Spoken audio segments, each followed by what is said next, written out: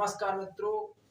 आज मैं आपको वो एपिसोड जो मैंने डाला था कहानी संघर्ष की, उसके बारे में आज प्रस्तुति करने जा रहा हूँ।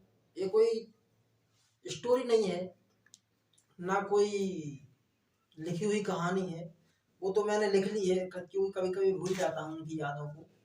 हमारे बाजू से जो महाराज जी रहते थे, श्री जवाहरलाल अजरिया जी महाराज, उन्होंने अपने जीवन में काफ़ी संघर्ष किया।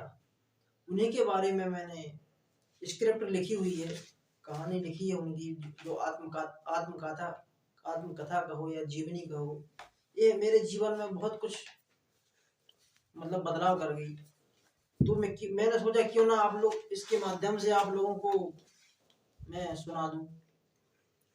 मित्रों, मैं सुनाने तो जा रहा हूँ, मगर देखो पहले से ही आंखों में आंसू भर आते हैं उनकी दास्तान याद करके कि क्या थे वो, कैसे कैसे थे वो, किस तरीके से उन्होंने अपना जीवन व्यतीत किया।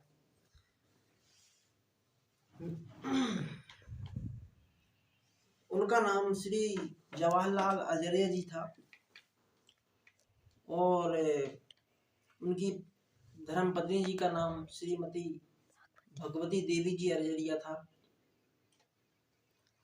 वो हमेशा मेरे पास बैठा करते थे और मेरे से ही जो कुछ भी बातें करना हो भक्ति की, संगीत की, मुझे बड़ा प्रिय लगता है आज भी बूढ़े बड़ों के साथ बैठना।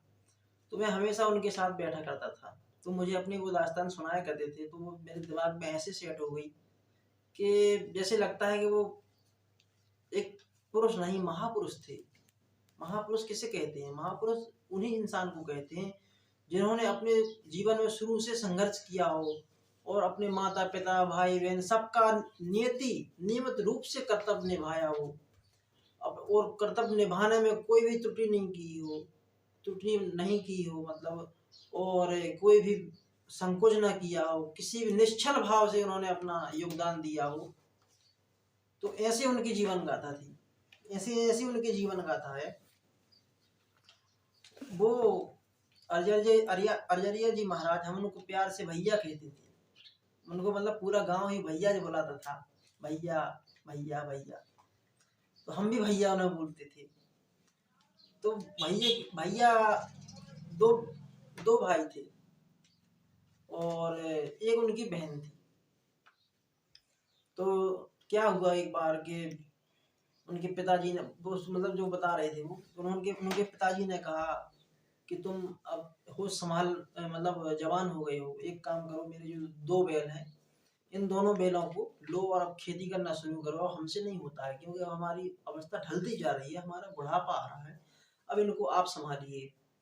अब इनका शुरू से मन था, 5वीं क्लास तक ही पढ़े थे। 5वीं पढ़ने के बाद इनका मन था शुरू से नौकरी करने का। अब इन्हें लगे कि हम नौकरी करें या खेती करें। अब पिता खेती के लिए फोर्स कर रहे थे, तब फिर भी पिता की आज्ञा तो माननी पड़ेगी। पहले अब के जमाने में क्या होता है कि पिता कहता है बेटा इधर आओ और जरा मेरा कंधा दबा दो, मेरा कमर दबा दो। तो लड़का क्या कहेगा, अरे पापा तुम्हारे कंधा कमर दब रहे हैं, आज हम इतने दूर गए थे, स्कूल गए थे या कोई काम करने गए थे पापा, आज हम मोटरसाइकिल चलाते रहे, आज हमारी कमर दुख रही है, एक काम करो तुम अपना पड़ा रहो और हमारी खुद दर्द कर रही है। इस तरीके से उलाहना देते हैं आजकल। मतलब किसी भी माँ बाप की बात को मानना उचित नहीं समझते। अगर वो उनकी माने, मतलब अपनी बात माँ बाप से मनवाने के लिए राजी रहते हैं। अगर माँ बाप उनकी बात माने तो अच्छा है, अगर नहीं मानते हैं तो बुरा है। आजकल ये समय है। तो उन्होंने अपने पिता की बात मानी और दोनों बैलों को लेकर खेती करने के लिए उतर गए। कुछ समय बीता।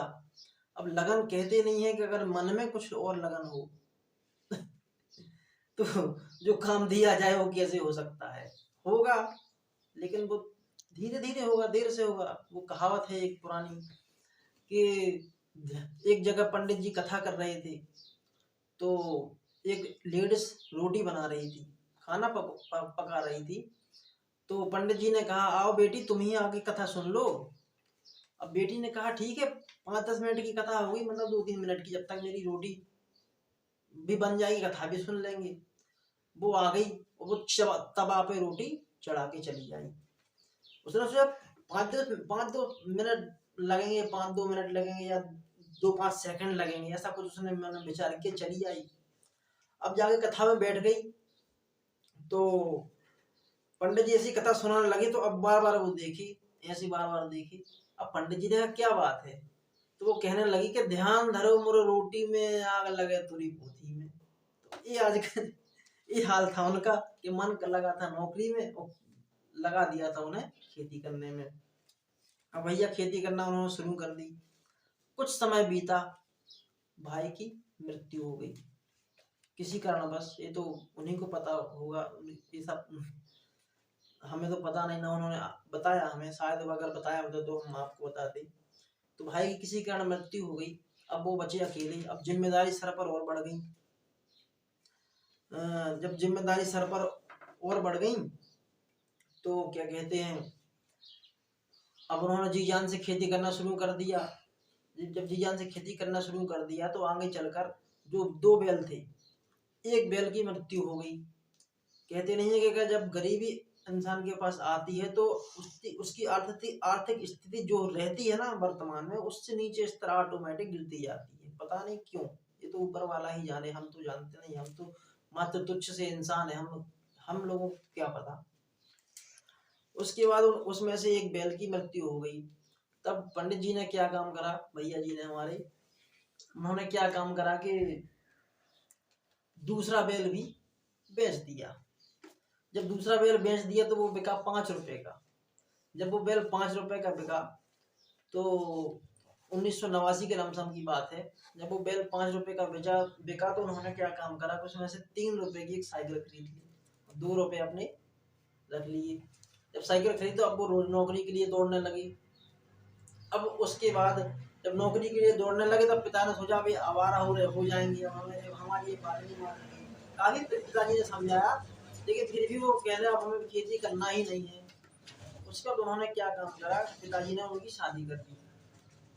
जब उनकी शादी कर दी तो फिर भी वो साइकिल से आना जाना ऐसे करते करते वो अपने एक निजी रिश्तेदार के पास पहुंची। तब उसके बाद उन्होंने क्या काम करा, ये हम बताते हैं अगले एपिसोड में। चलो मिलते हैं। जय सिया राम।